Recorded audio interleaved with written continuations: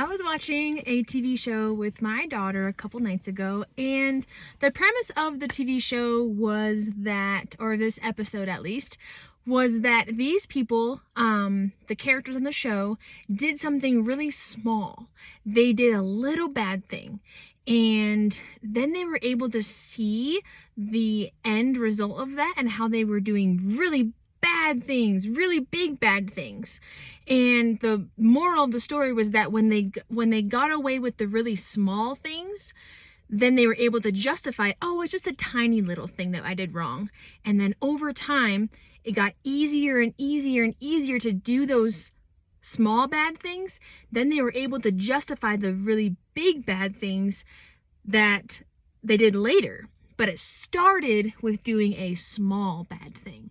And that actually reminded me of a story that I read in a book, and I'm going to read it to you. It's from this book. It's called Unoffendable by Brant Hansen, and I'm going to read this story to you. The title of this chapter is The World's Worst Bedtime Story, and I would agree that this is not a very nice bedtime story, but it has a really good lesson. So I will read it to you. There were two dogs who lived in the country. They had pretty much the ideal country dog setting. Beautiful rolling hills, lots of sunshine and romping, and a good master who was kind to them and loved them. It was the kind of life you'd love to have if you were a dog. Gypsy was an older dog, and the young dog was named Snowball.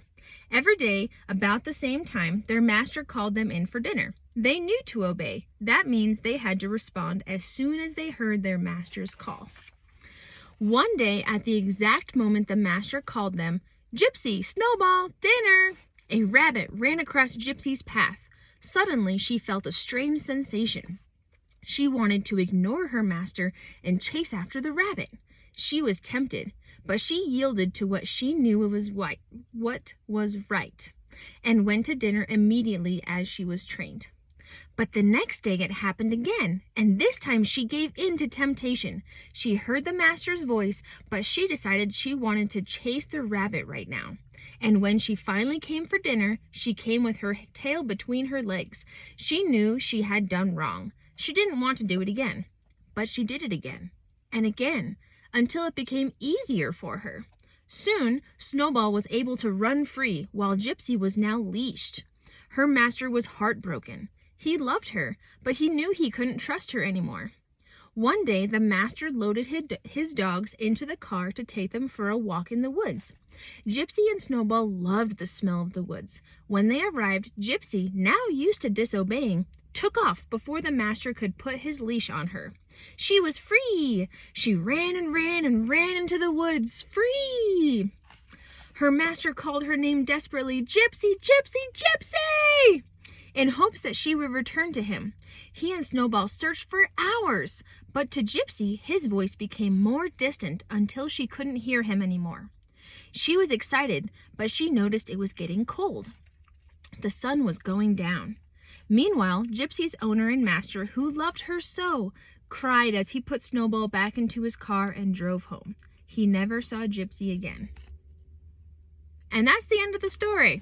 There's a little bit more commentary that I'm not going to read, essentially just, talking about how Gypsy thought that she was getting freedom, but really she missed being with the master.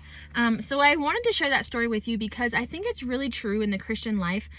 We can sometimes justify the small little disobediences and the small sins.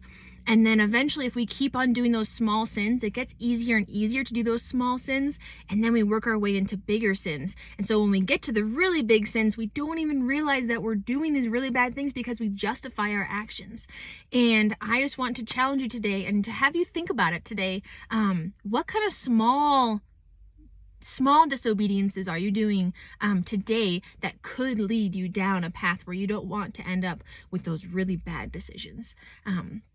So I know it was kind of a weird story, but I hope that this was encouraging to you, and I will see you in the next video. If you could do like or subscribe or follow me. That'd be really cool. Share this video with a friend. That'd be super helpful. I'd love to keep on making more videos and helping you guys grow closer to God. If you guys have any questions, any video ideas for me, you can leave them in the comment section and I will start making videos that you guys request. And I will see you in the next video.